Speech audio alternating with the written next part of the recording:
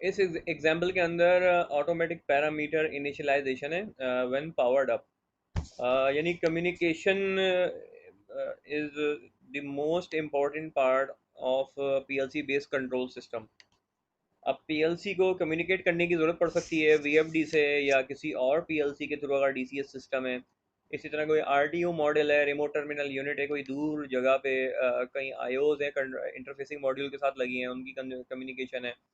तो ये सब काम जो है ये पीएलसी की सीरियल कम्युनिकेशन के थ्रू होता है। और इसमें different com ports built in है, RS-232, RS-485। इसमें दो बिल्ट इन है, RS-485 और एक है RS-232। RS-232 जो है वो पुराना ओल्डर कम्युनिकेशन प्रोटोकॉल है जो शॉर्ट डिस्टेंस के लिए इस्तेमाल होता है। और उसमें 7 बिट्स का डेटा जो है वो अलाउड है, जबकि उससे बड़ा डेटा यानी 8 बिट का अगर डेटा सेंड करना है जिसमें स्पेशल कैरेक्टर्स भी हैं, शामिल हैं, और फास्ट डेटा रेट पे भेजना है तो RS-485 लॉन्ग डिस्टेंस कम्युनिकेशन के लिए इस्तेमाल होती है। अब इस एग्जाम्पल को हम देखते हैं, इसमें पीएलसी है, उसमें एक इनिशियलाइज बटन दिया हुआ है कि जैसे ही पीएलसी पावर ऑन होगी, पावर अप करेंगे, तो उसमें डिवाइसेस जो हमारे पास होंगी, X1 जो है वो इनिशियलाइज बटन है कि आप अपनी मर्जी से भी पैरामीटर्स को सेट करना चाहते हैं पहले। अब पैरामीटर्स क्या होते हैं वो हम नेक्स्ट स्लाइड में देखेंगे। M1002 एक मास्टर रिले है, पीएलसी मास्टर रिले, जो कि बिल्ट इन है कंपनी की तरफ से। और इसका काम क्या है कि ये एक शॉर्ट ड्यूरेशन की पल्स जनरेट करता है जैसे आप पीएलसी को ऑन करेंगे। और at the initial stage M1002 एक हाई पल्स जनरेट करेगा। और कितनी देर के लिए? सिर्फ 1 स्कैन साइकिल के लिए। जैसे हमने प्रीवियस एग्जांपल्स में देखा था कि पीएलएस और पीएलएफ से हम 1 स्कैन साइकिल जनरेट करते हैं, तो ये ऑटोमेटिकली जनरेट करता है। तो ये पीएलसी के जो बिल्ट इन मास्टर रिलेज होते हैं उनको हम किस लिए यूज़ करते हैं? किसी टाइमर की जो प्रीसेट वैल्यू उसको एडजस्ट करने के लिए, काउंटर की प्रीसेट वैल्यू को एडजस्ट करने के लिए, या पैरामीटर सेटिंग के लिए। M10 एक मेमोरी एलिमेंट है जो कि ट्रिगिंग साइकिल के लिए इस्तेमाल होगा। D1120 और D1121 क्या चीज़ है? D1120 जो है वो PLC COM2 communication protocol setting है, यानी फॉर्मेटिंग आपने क्या सेट करनी है कि कितना बिट का डेटा होगा, साइज, इवन पैरिटी है या ऑड पैरिटी चेकिंग आप रखना चाहते हैं उसमें, यानी नंबर ऑफ वंस। इसी तरह स्टार्ट बिट और स्टॉप बिट कितनी होंगी, तो ये सब चीज़ें जो है और बॉड रेट, ये सब सेटिंग इसमें होगी। और D1121 क्या है? ये पीएलसी कम्युनिकेशन एड्रेस असाइन करने के लिए, जैसे ही आप ये करेंगे, इसको एक्टिव करेंगे, तो पीएलसी एड्रेस जो है वो असाइन कर देगी अपनी कॉम पोर्ट्स को, कॉम 1 या कॉम 2, जिसका भी आपने पैरामीटर सेट किया है उसको वो स्लेव एड्रेस असाइन कर देगी, ठीक है। Y0 जो है वो हमने इनिशियलाइजेशन इंडिकेशन सिग्नल के लिए इस्तेमाल करना है, तो अब हम नेक्स्ट स्लाइड पे देखते हैं। तो यहाँ पे ये तो लैडर लॉजिक प्रोग्राम बना है, मगर उससे पहले हम पहले ये समझ लें कि ये H86 का क्या मतलब है और K का क्या मतलब है। K जो है डेल्टा पीएलसी के अंदर किसी भी कांस्टेंट नंबर को, यानी नंबर को आपने मूव कराना है किसी रजिस्टर में, तो उसके स्टार्टिंग में आप K लगाएंगे। ये इसके इंस्ट्रक्शन सेट हैं डेल्टा डीवीपी EX सीरीज के। इसी तरह से जब भी आप D1120 जो कि फॉर्मेट रजिस्टर है किसका, डेल्टा पीएलसी का, मैं आपको शॉर्ट में ना डेल्टा पीएलसी का मैनुअल दिखाता हूँ। जब भी आपने जो पीएलसी यूज़ करनी होगी उसका इंस्ट्रक्शन सेट मैनुअल आप यूज़ करेंगे, प्रोग्रामिंग मैनुअल, तो उसको देखेंगे तो आपको समझ में आ जाएगा किस तरह से जो है ये प्रोग्रामिंग और ये सारा काम होता है। तो यहाँ पे देखें, इस टेबल के अंदर ये बताया गया है कि 3 कॉम पोर्ट्स है, कॉम 1, कॉम 2 और कॉम 3। कॉम 1 जो है वो RS-232 है, कॉम 2 और कॉम 3 RS-485 है, ठीक है। और इसमें कम्युनिकेशन फॉर्मेट सेटिंग के लिए ये 3 रजिस्टर्स हैं जो कि मैंने प्रोग्राम में D1120 को यूज़ किया है। अगर आपने कॉम 1 को यूज़ करना था होता तो पहले आप सेटिंग करते हैं यहाँ से। तो ये मैं सिर्फ हिंट्स के तौर पे आपको बता रहा हूँ कि इस टेबल में देखें स्लेव कम्युनिकेशन एड्रेस, तो दोनों कॉम पोर्ट्स के लिए D1121 है और D1255 कॉम 3 के लिए।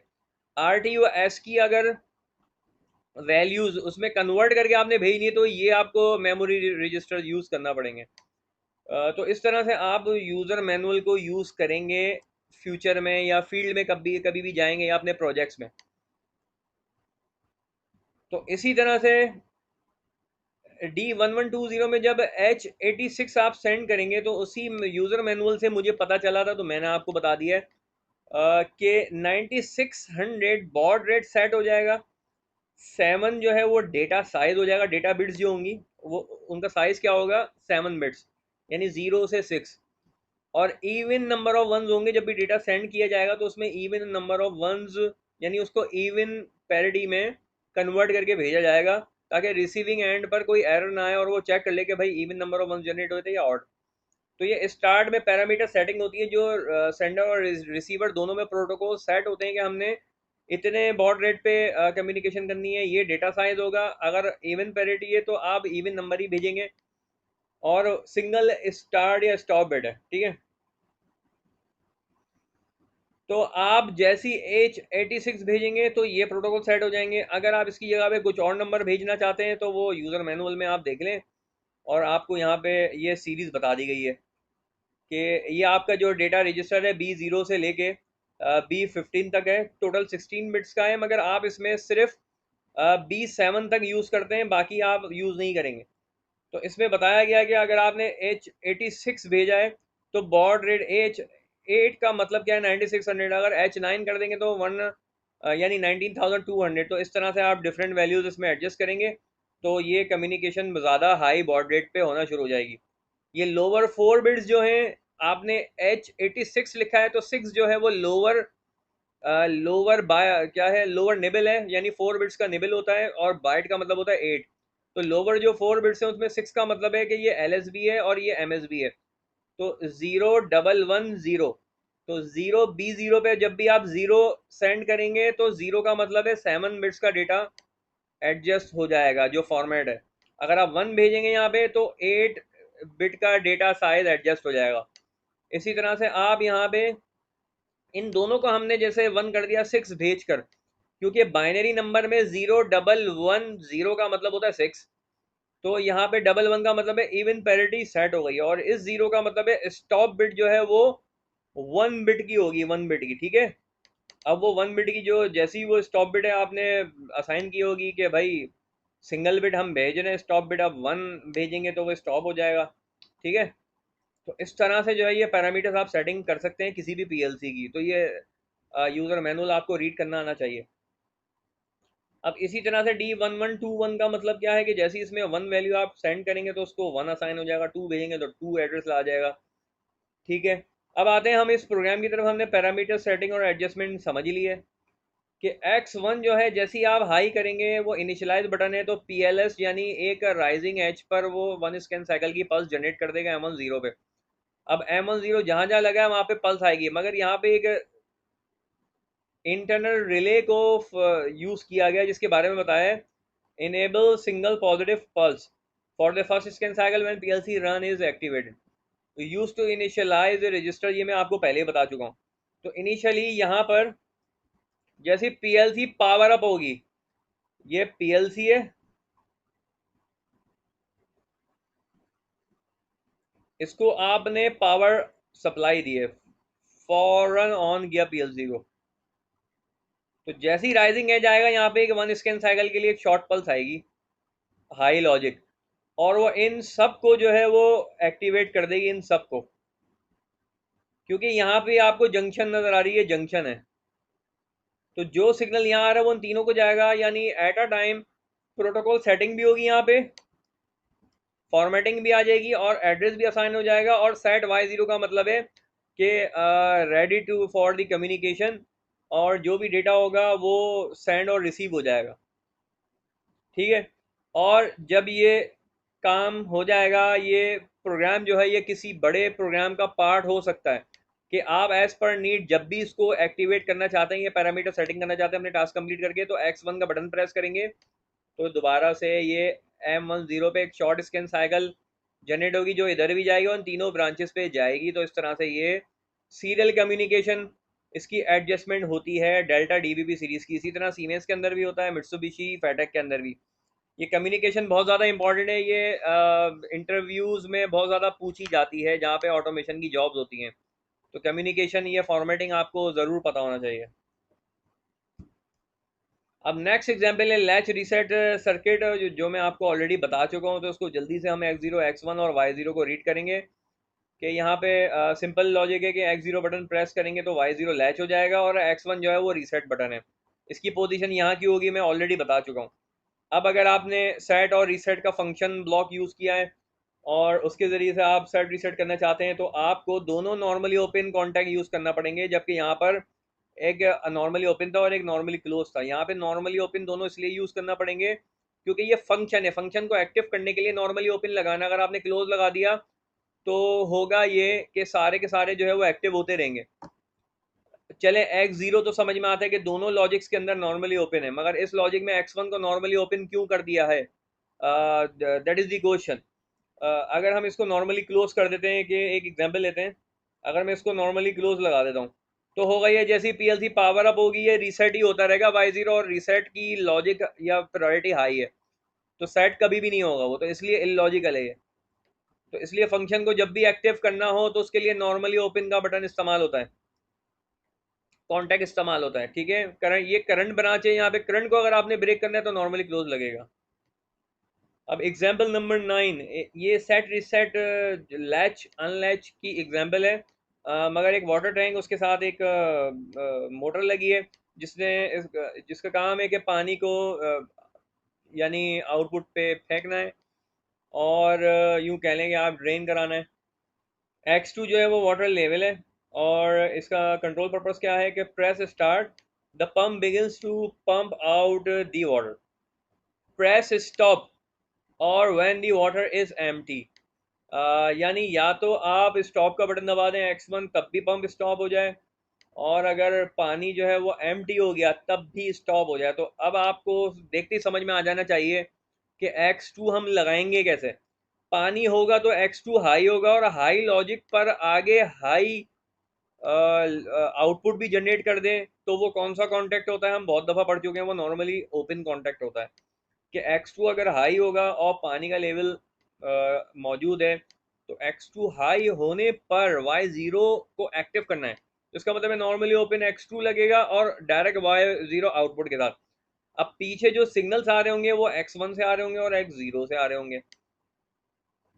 ठीक है, यहाँ पे मेमोरी डिवाइसेस आपको हिंट दे दिया जाता है कि आपने M0 को यूज़ कर लें, और PLS और PLF की लॉजिक क्यों यूज़ करते हैं इसका भी आपको पर्पस बताया जा चुका है, कि अगर आपने बटन दबा के रख दिया तो वो सो मैनी टाइम जो है वो रन होना शुरू हो जाएगा। तो इसलिए PLS या PLF की लॉजिक लगाई जाती है कि वो बस वन स्कैन साइकिल के लिए इनपुट को इनेबल करे, बाकी डिसेबल हो जाए, अगले टास्क के लिए वो वेट करे उसे। तो इसलिए आपको जगह जगह इन एग्जाम्पल्स में ट्रिगरिंग पल्स का जिक्र मिलेगा। अब ये एग्जाम्पल है, ये फंक्शनल ब्लॉक को यूज़ करके बनाई गई है कि X0 का बटन जब आप दबाएंगे तो उससे पहले पानी होना चाहिए, तो पानी जो है यहाँ पे होगा तो X2 हाई होगा, उसकी लॉजिक भी हाई होगी, तो X0 से जो भी करंट आएगा वो आगे फ्लो कर जाएगा जब पानी होगा। और X1 जो है वो रीसेट बटन है, जब आप रीसेट का बटन दबाएंगे तो वो इस ब्रांच को ब्लॉक कर देगा, कोई करंट सिग्नल आगे जाने नहीं देगा। X1 स्टॉप बटन है, रीसेट बटन है। जब आपने दोनों कंडीशन फुलफिल कर ली कि पानी भी मौजूद है और आपने स्टार्ट भी कर दिया, तो पंप जो है वो स्टार्ट हो जाएगा और उस वक्त तक चलता रहेगा जब तक पानी उसमें मौजूद है।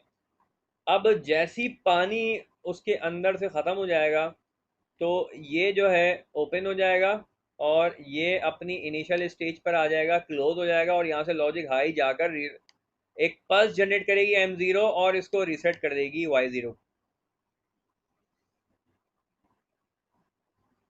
ये लॉजिक थोड़ा बिगिनर्स के लिए कॉम्प्लिकेटेड है, इसकी आसान लॉजिक भी बनाई जा सकती है।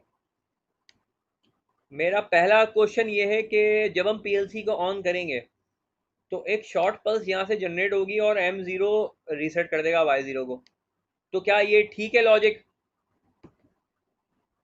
इसका मुझे आंसर चाहिए। ठीक है, सेकंड, X1 का बटन जब भी मैं दबाऊंगा तो X1 यहाँ से ब्लॉक करेगा और X1 यहाँ हाई करके फिर पल्स जनरेट करेगा रीसेट की। ये पल्स लगाना ज़रूरी है, PLS positive lost as triggered, इन दोनों का हम यहाँ लगा दें तो क्या होगा? यानी इस लॉजिक को मैं यहाँ पैरेलल कनेक्ट कर दूँ और इसको हटा दूँ तो फिर क्या होगा।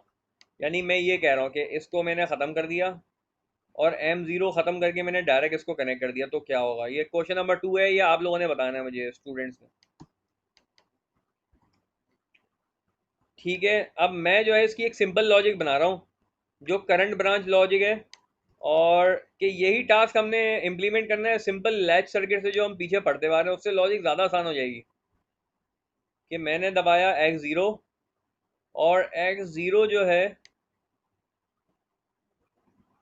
वो लैच कर दे आपके Y0 को।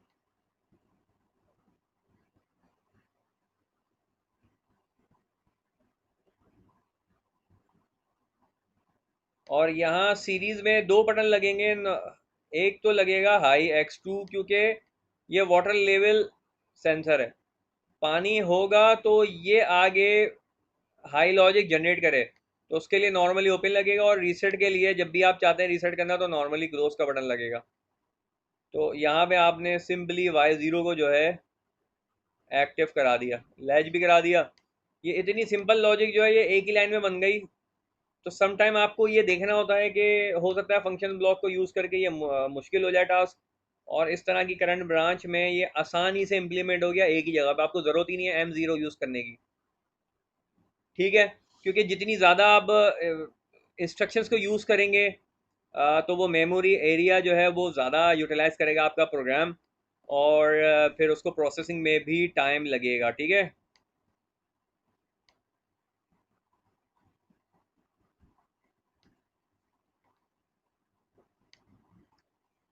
अब हम नेक्स्ट एग्जाम्पल की तरफ आते हैं। नेक्स्ट एग्जाम्पल नंबर 10 है, जिसके अंदर एक टास्क दिया गया है जो बहुत ज़्यादा पूछा जाता है इंटरव्यूज़ में। कि एक ही सिंगल पुश बटन है, उसी से लाइट ऑन करनी है, उसी से ऑफ करनी है, बाय यूजिंग काउंटिंग लॉजिक। यानी ऑड नंबर ऑफ टाइम, यानी फर्स्ट टाइम आपने उसको प्रेस किया तो लाइट ऑन हो जाए, थर्ड नंबर ऑफ टाइम जो है वो फिर ऑन हो जाए, फिफ्थ नंबर ऑफ टाइम जो है वो फिर ऑन हो जाए। यानी odd number of ones inputs के लिए वो ऑन हो जाए और इवन नंबर ऑफ इनपुट्स के लिए वो ऑफ हो जाए। तो इसमें हिंट ये दिया गया है कि आप इन डिवाइसेस को यूज़ कर लें, कि एक तो आप M10 ट्रिगरिंग पल्स यूज़ करें, X1 जो है वो पुश बटन हो गया, और M512 एक आपका मेमोरी एलिमेंट है जो आपने उस वक्त यूज़ करना है, वो उस वक्त ऑन होगा जब odd number of times press होगा। यानी फर्स्ट टाइम प्रेस होगा तो M512 ऑन हो जाएगा, सेट हो जाएगा, और 513 को उस वक्त रीसेट होना चाहिए। इसी तरह से M513 जो है वो इवन नंबर ऑफ वन, यानी सेकंड टाइम जब बारी आएगी तो उस वक्त वो M512 जो है ऑफ होगा और 513 ऑन हो जाएगा।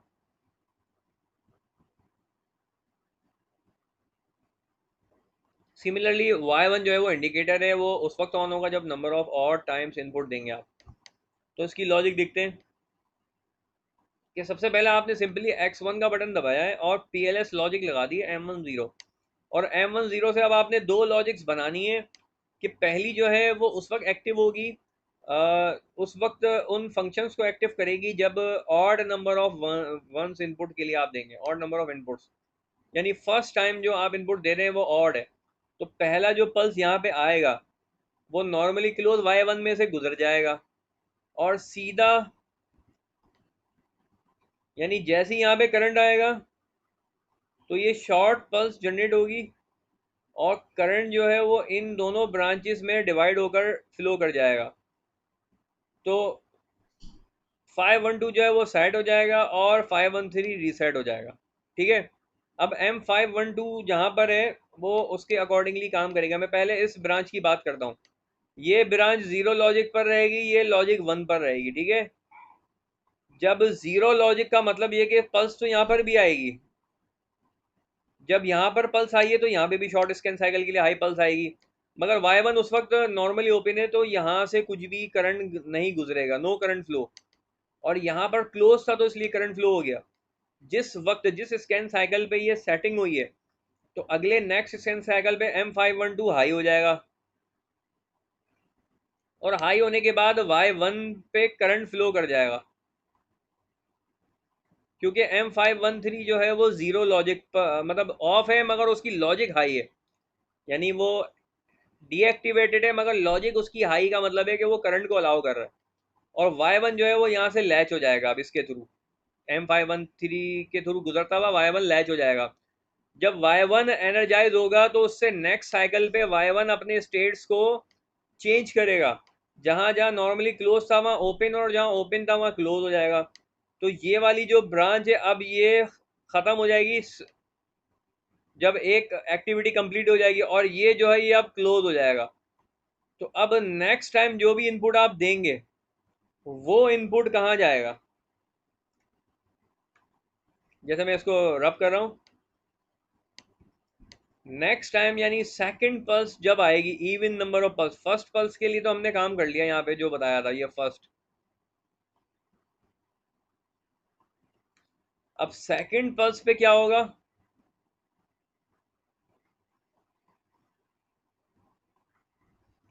अगेन ये इसको एनर्जाइज करेगा M10 को, और M10 की पल्स यहाँ पे भी आएगी और यहाँ पे भी आएगी। अब Y1 जो है वो ऑफ पड़ा हुआ है, तो यहाँ नो करंट, इस ब्रांच में कोई भी करंट नहीं होगा। ये हट गया, ये हट गया, ठीक है।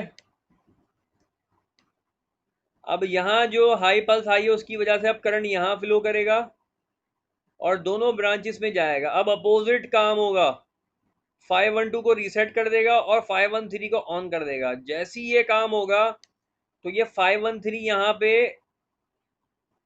ओपन हो जाएगा, ओपन, और ये 512 जो क्लोज था ये ओपन रहेगा। तो अब जो भी यहाँ से करंट फ्लो हो रहा था वो ब्लॉक हो जाएगा, और Y1 जो है वो ऑफ हो जाएगा इवन नंबर ऑफ इनपुट के लिए, ठीक है। अब जैसी Y1 ऑफ होगा तो Y1 अगले स्कैन साइकिल में अपनी स्टेट्स को वापस से वही कर लेगा जो पहले थी। क्या होगा कि ये वापस से नॉर्मली क्लोज हो जाएगा और ये ओपन हो जाएगा, ठीक है। अब जैसे ही ये ओपन होगा तो अब तो ऑफ पड़ा हुआ है सबका सब, तो ऑफ ही रहेगा। तो ये नो करंट फ्लो आ जाएगा यहाँ पे, और फिर से थर्ड इनपुट के लिए ये रेडी हो जाएगा। ये सब मिटाना पड़ेगा। तो अब दोबारा से साइकिल यहाँ से रिपीट होना शुरू हो जाएगा। जैसे ही थर्ड इनपुट आएगा तो M10 M512 को सेट कर देगा, फिर 513 रीसेट हो जाएगा, और इस तरह से साइकिल कंटिन्यू होता रहेगा।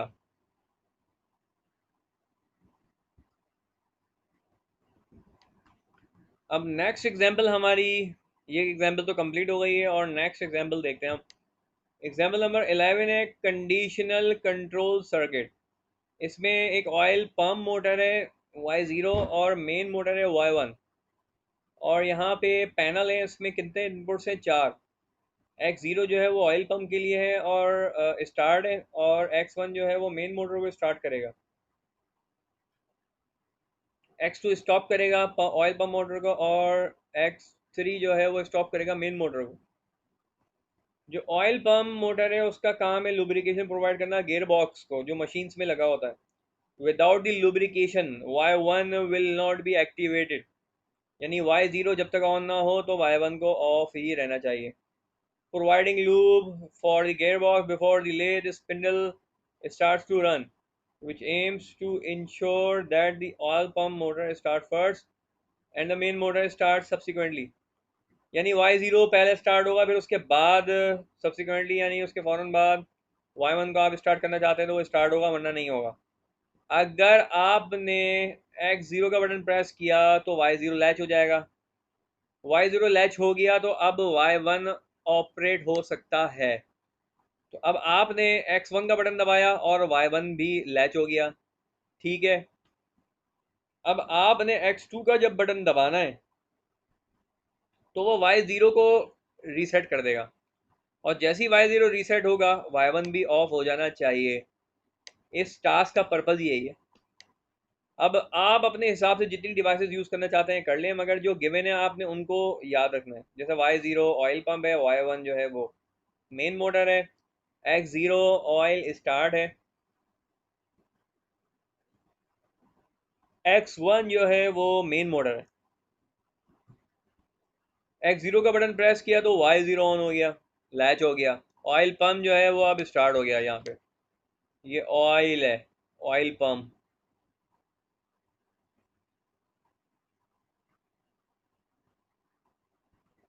मैं इसको ऑयल मोटर कह रहा हूँ।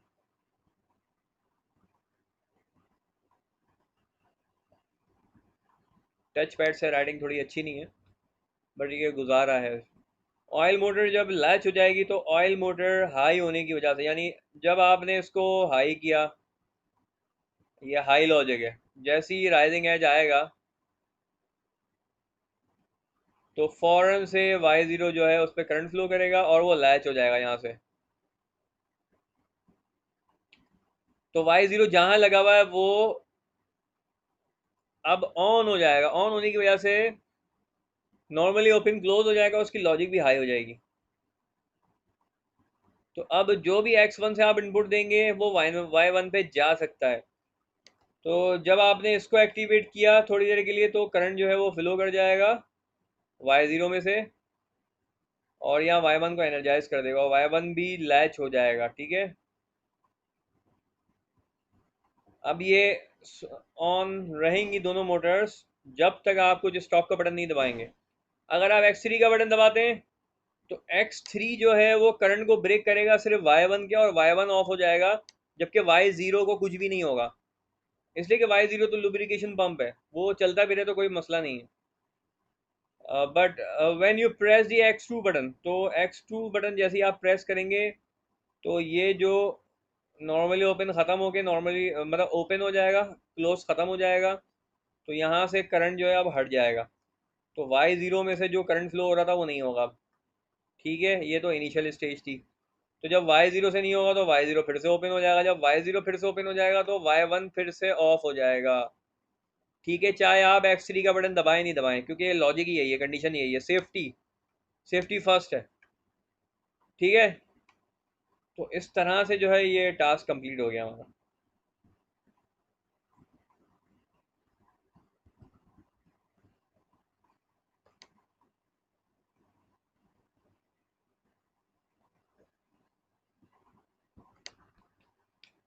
अब नेक्स्ट एग्जांपल जो है उसमें एक क्विज कंपटीशन है, और उसमें 3 ग्रुप्स हैं।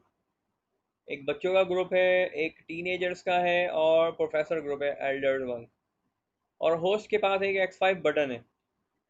होस्ट जो है जब बटन प्रेस करेगी तो तमाम जितने भी आउटपुट थे वो डिसेबल हो जाएंगे। हर टेबल पर एक आउटपुट लगा हुआ Y0, Y1, Y2, जो कि बजर है। अब जो बच्चे हैं उनको प्रायोरिटी दी गई है कि इन दोनों में से किसी को भी अगर आंसर आ जाएगा तो X0 या X1 दोनों में से कोई भी एक प्रेस हो गया बटन तो लाइट या बजर ऑन हो जाएगा, और जैसे ही ऑन हो जाएगा तो बाकी किसी का ऑन होने नहीं देगा। इसी तरह से जो टीनेजर्स हैं उसमें एक ही बंदा बैठा है और वो सिंगल बटन प्रेस करेगा। जैसे ही सिंगल बटन प्रेस करेगा और उसका बजर ऑन हो गया तो बाकी किसी का भी बजर ऑन नहीं होगा, इंटरलॉकिंग है। प्रोफेसर ग्रुप के साथ थोड़ा सा ये ट्रिक की गई है कि X3 और X4 यानी दोनों को जब तक आंसर पता नहीं होगा एट ए टाइम 7 बटन नहीं दबाए उन्होंने तो Y2 ऑन नहीं होगा, और वो इस तरह से गेम हार जाएंगे। और जब भी पहला सवाल हो जाएगा उसके बाद नेक्स्ट क्वेश्चन के लिए X5 जो है वो होस्ट प्रेस करेगी और ये साइकिल स्टार्ट हो जाएगा। तो इसमें एक नई जो इंस्ट्रक्शन सेट्स हैं जो डेल्टा पीएलसी के अंदर गिवन है वो हम यूज़ करेंगे। अब इसमें सबसे पहले जो मेन पॉइंट मुझे बताना है कि ये master control MC, what is MC master control start है, ये एक मास्टर कंट्रोल रिले है। इसका सिंपली काम ये है कि जब तक ये फंक्शन एक्टिवेटेड रहता है, यानी करंट इस पे आता रहेगा और ये एक्टिव रहेगा, तो इसके नीचे जितनी भी प्रोग्राम की बॉडी है वो रन होती रहेगी। कहाँ तक? फ्रॉम MC N0 से लेके MCR N0 तक। MCR जो है मास्टर कंट्रोल रीसेट है, यहाँ तक ये चलती रहेगी। अगर आपने इसको डिसेबल कर दिया यहाँ से तो PLC जब प्रोग्राम को रीड कर रही होगी तो इसके अंदर जितनी भी बॉडी है वो अपना टाइम वेस्ट नहीं करेगी और वो नेक्स्ट इंस्ट्रक्शन को रीड करेगी, यहाँ से जंप कर जाएगी। जैसे सी लैंग्वेज के अंदर आप लोग ये इफ देन एल्स या कंडीशन डिफाइन करते हैं, फंक्शन बॉडी इस्तेमाल करते हैं। फंक्शन को कॉल करते हैं, अलग से डिफाइन करते हैं और जंप करा देते हैं। जब वो कॉल होगा तभी काम होगा, वरना नहीं। अब इसमें X5 का बाय डिफॉल्ट वो रीसेट बटन है, तो वो नॉर्मली क्लोज है, और हमें इस बॉडी को रन करना है बार बार। तो इस बॉडी का फायदा ये है कि ये लैच पूरा प्रोग्राम मॉनिटर होता रहेगा, लैच भी होता रहेगा, और N0 से लेके N7 तक हमारे पास मल्टीपल जो है वो लूप्स मौजूद हैं, तो हम इसको यूज़ कर सकते हैं एज पर नीड। और ये इसके बगैर भी प्रोग्राम आप ड्रॉ कर सकते हैं, आपकी अपनी मर्जी है, आप ट्राई करना चाहते हैं ट्राई कर लें। बहुत सारे तरीक़ों से प्रोग्राम आप बना सकते हैं।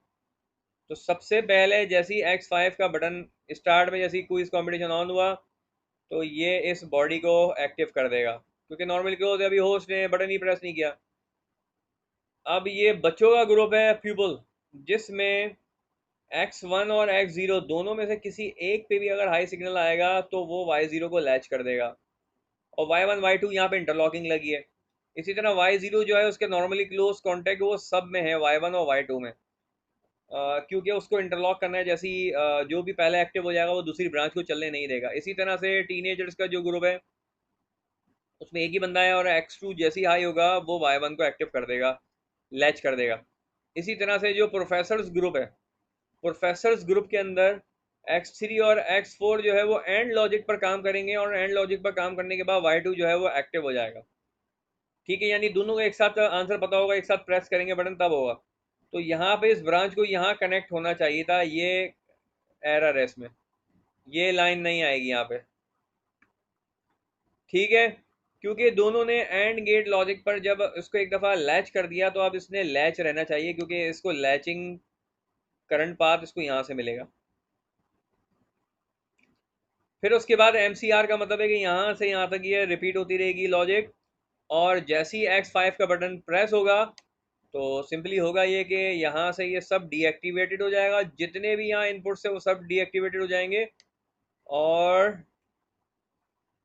वापस से इनिशियल स्टेज पर आ जाएगा आपका ये क्विज कंपटीशन। ठीक है, तो इस तरह से ये कंटिन्यू होता रहेगा।